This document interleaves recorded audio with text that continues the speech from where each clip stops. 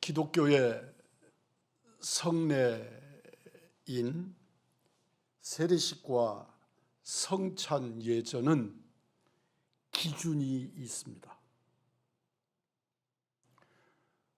그 근본의 배경이 성경이어야 한다는 것이고 예수님이 명령하신 예전입니다. 천주교에서 칠성례전이라 그래서 결혼도 성례전에 들어가고 종부성사라 그래서 죽음을 맞이하는 사람들에게 임종을 지켜주는 것도 성례전에 들어갑니다. 그러나 성경적 기준으로는 성찬과 세례 두 예전 이외에 성례전으로 구별할 수 없습니다. 교회의 예배와 예전은 그것이 어떤 것이든지 그 근거와 하나님을 위한 것인지를 잘 생각해야 합니다. 세례는 예수님을 믿고 하나님만을 섬기는 예식입니다. 이 예식을 통해서 하나님께 어떻게 영광을 돌릴 것인가, 그리고 나를 어떻게 구별하여 주님 앞에 내어드릴 것인가를 고민해야 합니다. 세례는 예수 그리스도께서 우리에게 명령하신 명령사항입니다. 오늘 본문 19절입니다. 그러므로 너희는 가서 모든 민족을 제자로 삼아 아버지와 아들과 성령의 이름으로 세례를 베풀고,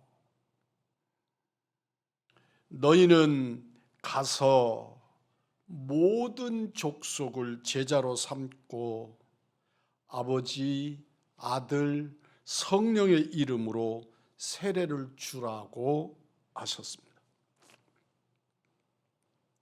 그래서 이 땅에 명령에 따라 이곳에 오신 분들, 가서의 명령을 순종한 선교사들에 의해서 130여 년 전에 이 땅에 그리스도의 복음이 증거되었습니다. 그리고 가르쳤고 제자를 삼고 하나님의 교회가 세워지고, 그래서 삼위일체 하나님의 이름으로 세례를 주어서 오늘의 한국교회를, 오늘 여러분과 제가 예배자가 되어 하나님 앞에 세워진 것입니다. 이 말씀은 이 세상의 모든 족속, 모든 사람이 다 예수 그리스도의 제자가 될 수 있다는 말씀이고 되어야 한다는 말씀입니다. 아버지와 아들과 성령의 이름으로 세례를 주고 내가 너희에게 분부한 모든 것을 가르쳐 지키게 하라. 주님이 분부하신 것, 주님이 가르쳐 주신 것, 그것들을 우리도 똑같이 배우고 지키고 살도록 교훈하라고 말씀하신 것입니다. 세례는 사람의 이무대로 베푸는 예식이 아닙니다. 삼위일체 하나님의 이름으로 베풀 뿐만 아니라 그것은 내가 생산한 것이 아니라 우리 주 예수 그리스도의 명령입니다. 이 말씀은 하나님의 사람은 누구나 빠짐없이 세례를 받아야 한다는 말입니다. 세례를 베풀 때 세례를 받아야 될 자리에 있어야 되는 사람이 더 얼마 후에 받겠다, 또는 세례를 번민하겠다 하고 말하는 사람들을 종종 만날 수 있었습니다. 우리는 그렇게 자신의 선택사항이 아니라 주님의 명령이고, 우리는 그 세례를 받은 구별된 사람이어야 합니다. 예수를 믿는 사람들에게 세례를 베풀라고 하셨고, 예수를 믿는다는 신앙의 고백을 가진 사람은 세례는 의무사항이 됩니다. 사도행전 2장 37절로 38절에서 회심한 3,000명의 사람들이 세례를 받았다고 말씀하십니다. 사도행전 8장 12절에 사마리아의 신자들이, 사도행전 8장 26절로 38절에는 에디오피와 여왕 간다게의 국고를 맡은 내시가 사도행전 9장 18절은 사울이, 사도행전 10장 47절로 48절에는 고넬료와 그 가족들이, 사도행전 16장 14절로 15절에는 루디아와 그 가족들이, 사도행전 16장 30절로 34절은 사도 바울이 갇혀있는 감옥의 간수와 그 가족들이 세례를 받았습니다. 세례를 받는 것이 예수님의 명령을 순종하는 것이고 세상에서 그리스도인으로 구별되는 일이기 때문에 그렇습니다.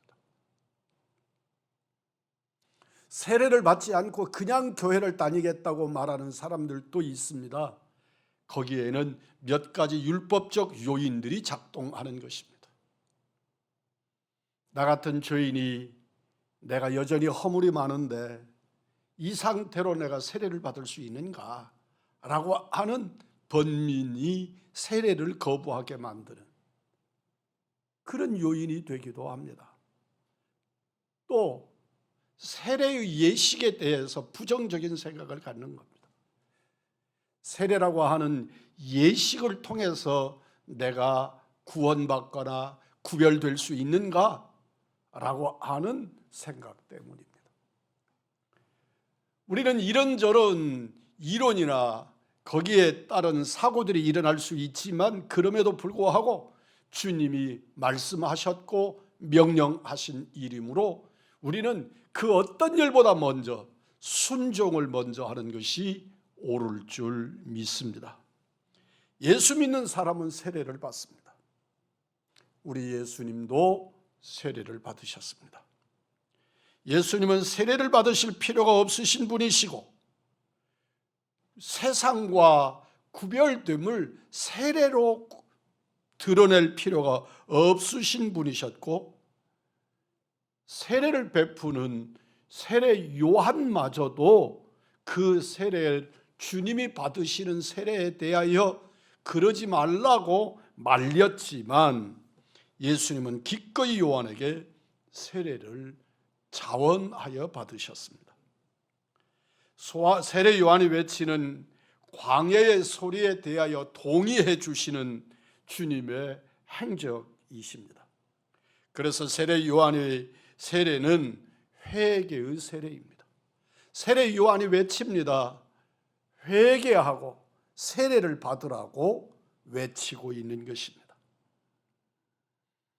이 당시 세례 요한에게 세례를 받는 사람들도 누구나 새로운 인생을 살겠다는 회개의 요청에 반응하는 사람이었습니다. 예수님이 주시는 세례는 회개를 넘어 구원으로 이끄는 세례입니다. 오늘날 우리들이 교회에서 베푸는 세례, 그 세례가 구원의 조건은 되지 아니하지만 우리 주님은 구원받은 자들에게 예수 그리스도를 구주로 영접한 사람들에게 이 땅에 드러내 보이는 표적으로 세례를 받으라고 요구하신 것입니다. 예수님은 죄에서 구원하시는 세례를 명령하셨습니다. 이 세례를 통해 하나님의 자녀로 구별되고 천국 백성이 되는 것이니 놀라우신 은혜입니다. 우리는 예수님을 믿고 믿음으로 세례를 받았습니다. 죄악에서 건져주신 주 은혜에 감격하고 그 은혜 놀랍도록 고백해야 될 줄 믿습니다. 뿐만 아니라 세례는 예수님께서 우리 죄를 깨끗하게 하시는 표적입니다. 예수님을 믿음으로 우리는 예수님을 우리의 삶의 중심에 모셨고 우리의 죄를 용서받았습니다. 세례 자체가 용서하는 것은 아니라도 그 세례가 죄 용서받음의 표적이 되는 것입니다. 요한일서 1장 7절입니다. 그 아들 예수의 피가 우리를 모든 죄에서 깨끗하게 하실 것이요 예수의 피가 우리의 모든 죄를 깨끗하게 하신다고 말씀합니다. 예수님이 십자가에 죽으신 것은 우리를 하나님께로 인도하기 위함입니다. 죄인은 거룩하신 하나님께 갈 수가 없습니다. 우리는 각자 그가 인식하는 것에 따라서 내가 주님 앞에 구원받은 백성이라고 아는 자각을 가지기도 하지만, 그러나 그 자각이 그 사람으로 하여금 구원받았음을 증명하지 못합니다.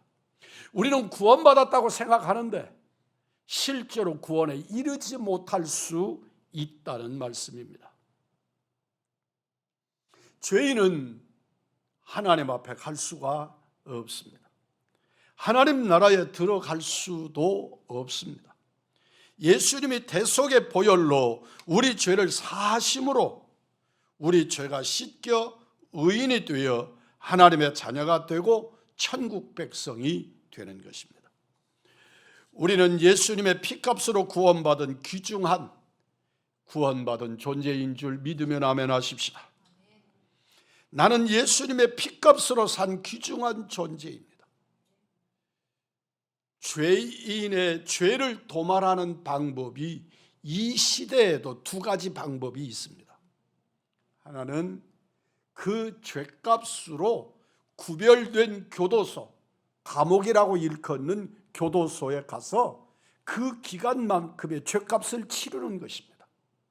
또 하나는 이 땅에서 그렇게까지는 할 이유가 없지만 그럼에도 불구하고 죄값을 치러야 되는 경우는 그만큼의 벌금을 내서 재정을 돈을 투자해서 그 죄를 사해 주는 것입니다. 그러나 그것은 정확하게는 죄 사함이 아닙니다. 죄의 값을 치루었을 뿐 그 사람에게서 죄가 사라지는 것은 아닙니다. 여전히 나는 죄인이지만 그 죄의 값을 묻지 않겠다고 하는 법으로의 심판의 결과입니다. 우리는 기억하셔야 합니다. 그러나 우리 주 예수 그리스도께서 우리의 죄를 사하시기 위해서 그 죄의 값을 치르시는데, 그 죄의 값을 치르시는 것을 성경은 하나의 방법으로 일괄되게 교훈하시고, 그것은 피의 값으로, 생명을 대신하는 피값으로 구원받게 하셨습니다. 그래서 구약의 백성들은 정결한 짐승의 피를 흘려서 생명을 구원했습니다. 그 피값으로 구원을 받았던 것입니다. 그런데 구약에 있는 정결한 짐승의 피는 그게 온전한 것이 되지 못하고 사람의 죄를 짐승의 피값으로 사하는 일이라는 게 일시적이고 제한적인 일이어서 매번 죄가 일어날 때마다 죄의 문제를 해결해야 될 때마다 짐승을 잡아야 하고 그때마다 피를 흘려야만 했습니다. 반복적인 제사가 필요한 이유입니다.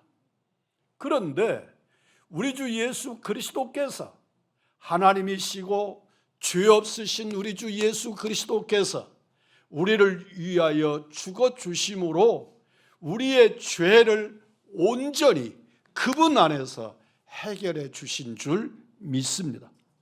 그래서 오늘날 우리들은 피의 제사를 다시 드리지 아니하지만 우리는 그 예수 그리스도의 이름으로 속죄의 기도를 올리고 예수 그리스도의 피에 의지하여 우리의 죄는 사함을 입는 줄 믿습니다. 나의 죄가 사함을 입는 방법은 우리 그리스도인들에게 유일하게 한 가지의 길이 있는데, 그것은 십자가에 죽어주신 예수 십자가의 보혈로 구속함을 받을 때 죄사함의 은혜를 누리게 되는 줄 믿습니다. 진실로 우리는 찬송가 421장의 가사를 한번 음미해 볼 필요가 있습니다.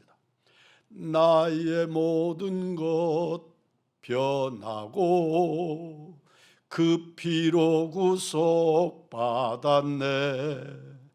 하나님은 나의 구원 되시오니 내게 정죄함 없겠네. 믿으면 아멘 하십시다. 예수의 피로 구속받았습니다.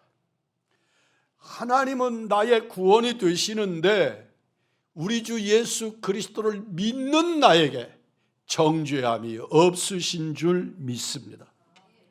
예수 그리스도를 믿음으로 예수님의 피가 우리를 죄에서 깨끗하게 하셨습니다. 인간의 그 어떤 행위가 아닙니다. 인간의 그 어떤 욕구가 아닙니다. 윤리나 도덕은 더더욱 아닙니다. 예수의 피, 그 예수의 피가 내 생명을 구원하셨습니다. 사도 바울이 예수님을 구주로 믿었을 때 하나님은 아나니아를 통해 바울에게 일어나 주의 이름을 불러 세례를 받고 너의 죄를 씻으라고 말씀하셨습니다. 사도행전 22장 16절입니다. 세례를 받아라. 너의 죄를 씻으라. 그것은 우리 주 예수 그리스도를 믿어서 주님을 구주로 부르고 그러므로 믿어지고 그러므로 세례를 받고 그러므로 죄 씻음의 증거를 삼으라고 말씀하신 것입니다. 예수님의 피가 우리 죄를 깨끗하게 하시는데 세례는 내가 하나님의 자녀된 것과 세상에서 그리스도인으로 구별되었음을 선언하는 예식입니다. 다시 말씀을 드립니다.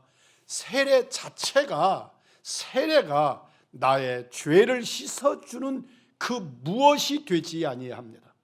그러나 그 세례는 내가 이미 죄 씻었음을 증거하는 세상과 주님과 말씀과 교회 공동체 앞에서 내가 구별된 하나님의 자녀가 되었음을 증명해 주는 것입니다. 동시에 이 세례식을 통해서 교회의 일원으로 받아들이는 것이지요. 우리 교회는 아무나 와도 좋소, 아무나 올 수 있는 것입니다. 교회의 문은 금으로 만들었어도 열려있는 문입니다.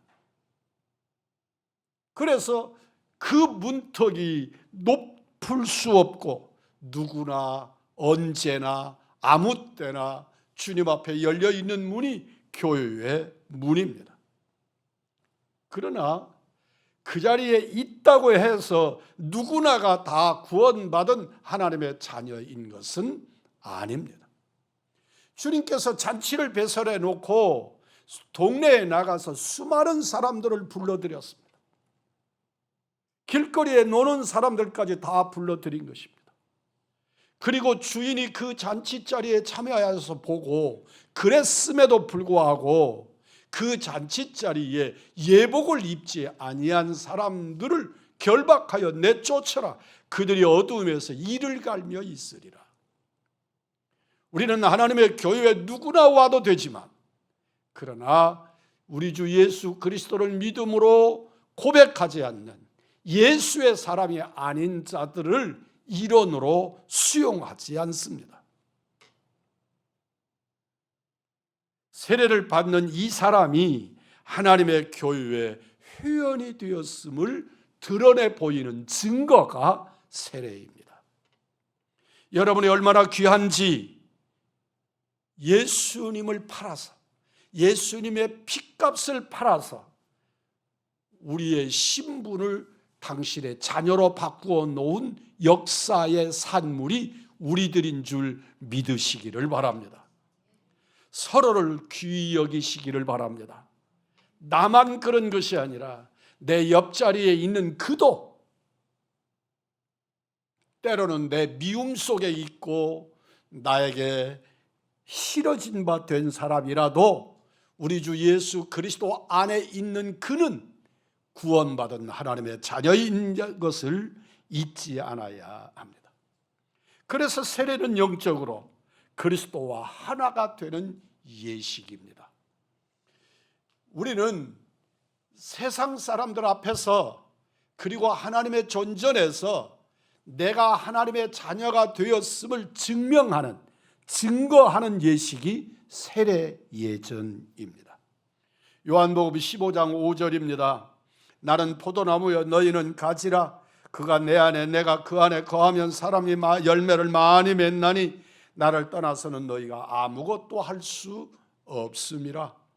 주님과 우리는 하나입니다.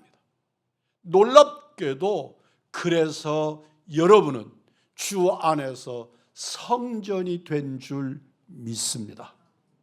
성전인 것이 믿어지는 사람은 아멘 하십시오. 우리 주 예수 그리스도께서 내 안에 계시니 주님을 모신 그 인격, 주님을 모신 그 사람은 성전이 되어진 줄 믿습니다. 그래서 신약교회는 성전이라고 하는 말보다 더 실감나도록 교회라고 말하는 것입니다.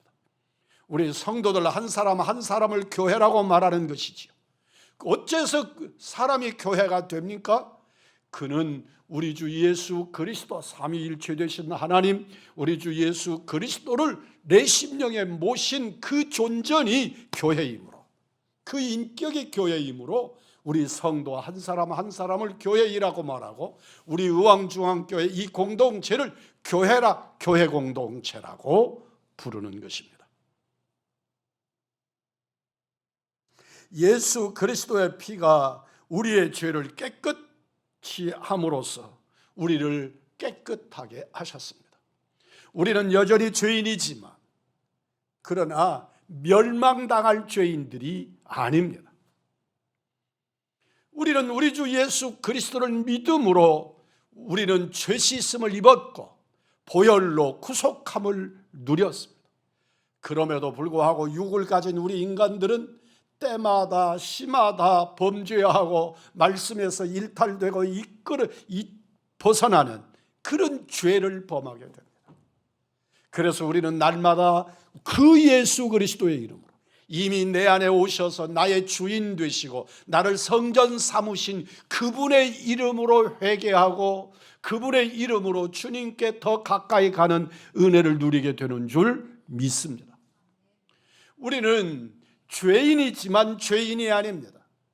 우리 주 예수 그리스도 안에서 이미 구원받을 수 있는 의롭다 인침받은 의로운 사람들입니다.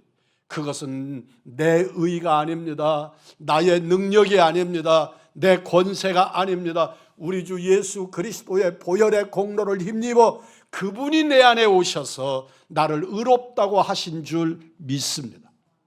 그럼에도 우리는 그 총체적 의로움에도 불구하고 내 안에 인성이 있어서 범죄합니다. 그 범죄는 우리는 날마다 주 예수 그리스도의 이름으로 회개하고 예수의 보혈 공로를 힘입어 그 속죄의 은혜의 자리에 거듭거듭 나가야 되는 줄 믿습니다. 그래서 우리 주님이 내 안에 계시고 나는 주 안에서 발견되는 은혜를 누리게 되는 겁니다. 세례는 예수님을 구주로 믿는 자만이 받을 수 있습니다. 아무에게나 세례를 주는 것이 아닙니다. 교회를 다닌다고 세례를 주는 것이 아닙니다. 우리 주 예수 그리스도를 구주로 고백하고 영접한 자에게 세례를 베푸는 것입니다. 사도행전 10장 43절입니다. 그를 믿는 사람들이 다 그의 이름을 힘입어 죄사함을 받는다 하였느니라. 우리 주 예수 그리스도의 이름을 힘입어 죄사함을 받는 줄 믿습니다. 어느 때에 죄사함을 받습니까? 예수 그리스도를 구주로 영접할 때, 내가 예수 그리스도를 구주로 영접했을 때 또한 죄사함을 받습니다. 죄를 사하는 길은 예수 그리스도를 구세주로 믿는 길 외에 다른 길은 없다고 성경은 단언하십니다. 예수님 한 분 이후에 구원받을 이름을 주시지 않았기 때문입니다. 우리는 내가 착하게 살았기 때문에 구원받는 게 아닙니다. 내가 구제를 많이 했기 때문에 구원받는 게 아닙니다. 내가 무엇인가 충성하고 열심으로 부지런하게 살았기 때문에 구원받는 것이 아닙니다. 우리 구주 예수 그리스도를 믿을 때 그분 안에서 그분의 이름으로 죄사함을 받게 되는 줄 믿습니다. 우리의 죄가 깨끗해지는 것도 예수님의 보혈이 내 죄를 맑게 씻김으로 깨끗해지는 것입니다. 세례는 예수님을 믿음으로 죄 씻음을 받았다는 상징입니다. 예수를 믿는 순간 죄 씻음을 받습니다. 하나님은 우리가 예수를 믿고 그분을 영접하는 순간 우리의 죄를 예수의 이름으로 용서하십니다. 믿음으로 세례를 받음으로 의롭다함을 받았습니다. 로마서 6장 7절입니다. 이는 죽은 자가 죄에서 벗어나 의롭다 하심을 얻었습니다. 여기서 죽었다고 하는 사람이 나입니다. 그가 예수의 피로 의롭다 하심을 얻은 것이 구원이고, 구원받은 하나님의 백성은 세례를 받는 것입니다. 그러므로 그 세례는 주님 앞에 내가 구별되었음을, 내가 하나님의 백성이 되었음을 증거하는 예전이 되는 것입니다. 베드로 사도는 사도행전 2장 38절에서 말합니다. 너희가 회개하여 각각 예수 그리스도의 이름으로 세례를 받고 죄사함을 받으라. 회개하고 죄사함 받아라. 회개하고 죄사함 받아라. 그러므로 세례를 받는다. 같은 말씀으로 앞서거니 뒤서거니 같은 말씀을 반복하고 있습니다. 사도행전 22장 16절에서 바울 사도는 말합니다. 주의 이름을 불러 세례를 받고 너의 죄를 씻으라. 사랑하는 성도 여러분이여, 우리는 진실로 예수의 이름으로 죄 씻음의 은혜를 누리시기를 주의 이름으로 축복합니다. 세례 받은 자로서 구별된 자의 삶을 사시는 은혜의 종들이 되기를 축복합니다. 세례는 죄 씻음에 대한 눈으로 보는 표적입니다. 바꿔서 말하면 사람의 마음은 사람이 볼 수가 없습니다. 세상 사람들이 말합니다. 물 깊이 세 사람의 키 높이의 물 깊이는, 샘의 물 깊이는 사람이 볼 수 있지만 구별할 수 없는 사람의 마음은 한치의 마음도 볼 수가 없다고 우리 속담에 그렇게 말합니다. 우리의 마음을 볼 수 있는 일은 하나님밖에 없습니다. 하나님께서는 우리가 하나님의 깨끗하게 하시는 표적과 증표로 세례를 주셨습니다. 그러니까 우리는 세례를 받을 때 우리 주님이 나를 속죄하셨음을 세상 앞에 드러내는 증표가 세례가 되는 것입니다. 그래서 우리는 교회 안에서 우리 교회 회원으로서의 의무와 권리를 세례교인들에게 묻습니다. 그들은 하나님의 교회를 지켜내야 될 의무가 있습니다. 그리고 주님께서 내게 명하신 명령을 지켜야 될 의무가 있습니다. 우리는 하나님의 말씀을 따라 살아야 하는 의의 사명이 세례교인들에게 주어지는 것입니다.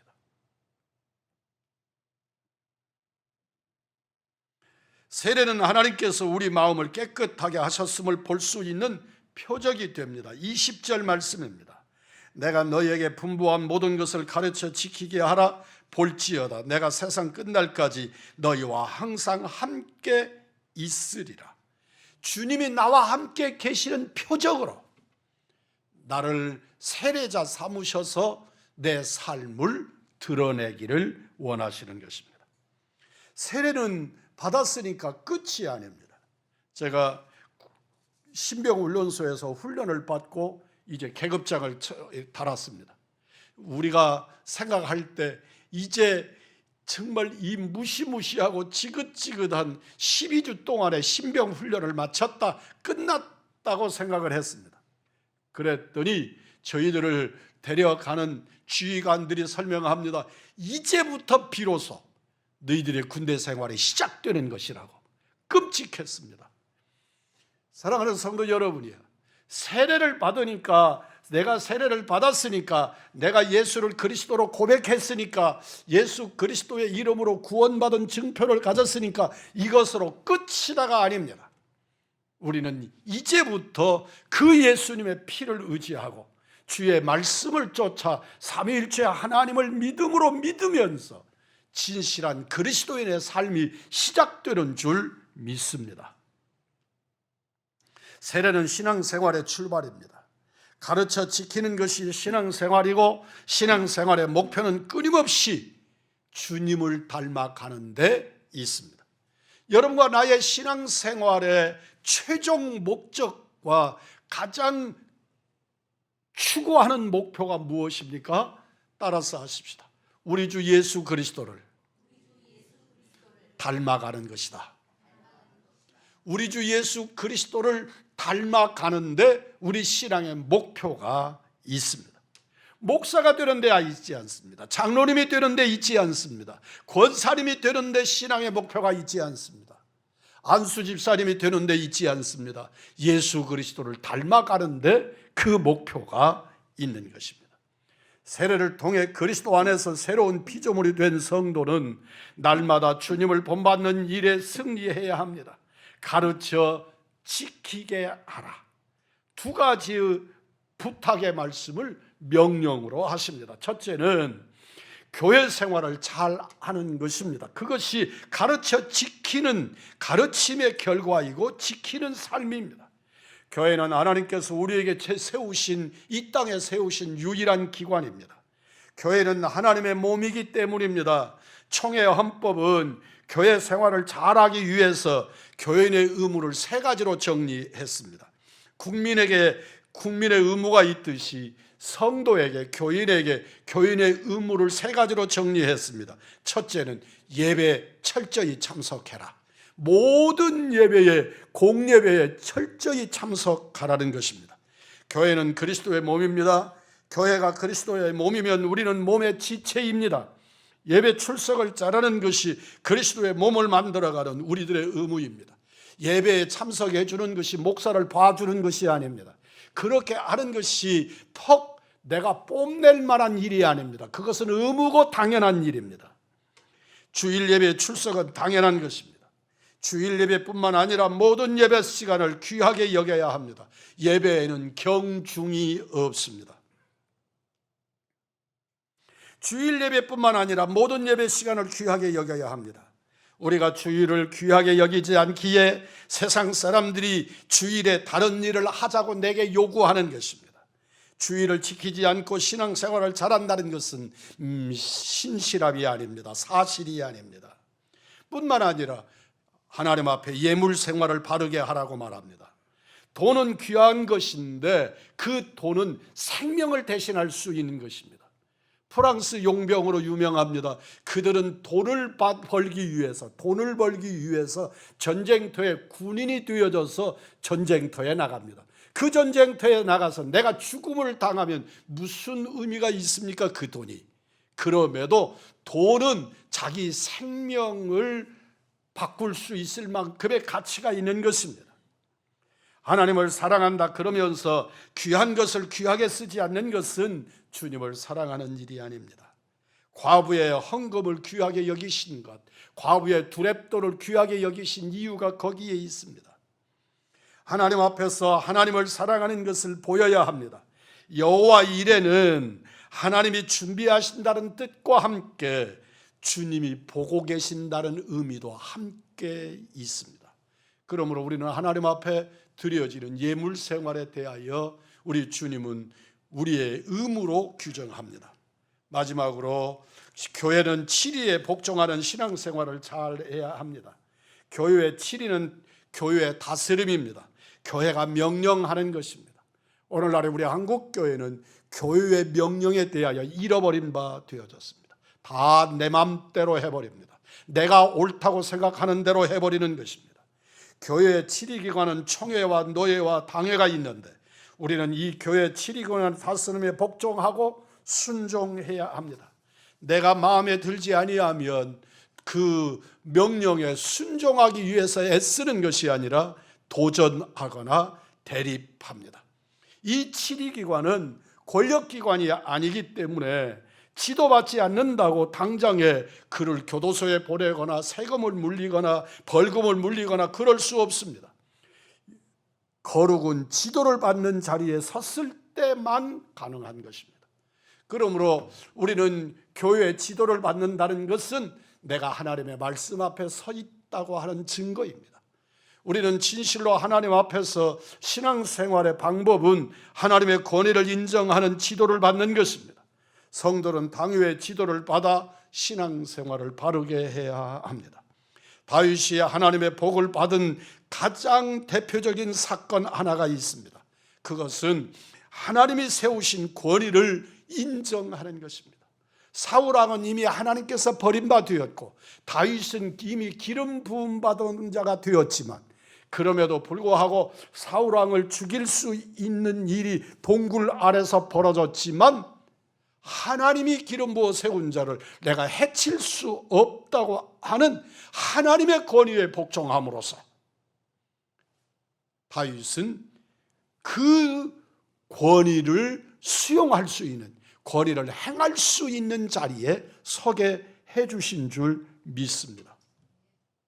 반면에 사울은 하나님이 세우신 제사장 사무엘의 제사를 자기 자신이 대신해버림으로써 주님의 기름 부음 받은 주의 종 선지자를 무시하고 그는 하나님께로부터 버림을 받았습니다. 하나님의 권위를 인정하는 것이 그 권위의 상급을 받는 길입니다. 우리 의왕중앙교회나 작은 교회 목사를 경험하는 사람들은 그 권위가 땅에 떨어져 있는 것을 처절하게 경험합니다. 대형교회 목사들이 하는 말은 하나님이 주시는 말씀처럼 받지만 작은 교회, 연약한 교회 목사는 그 말의 권위를 인정하지 않습니다. 오늘의 인간사, 오늘의 현실 속에 그게 사실입니다. 하나님의 권위를 인정하는 것이 그 권위의 상급을 받는 길입니다.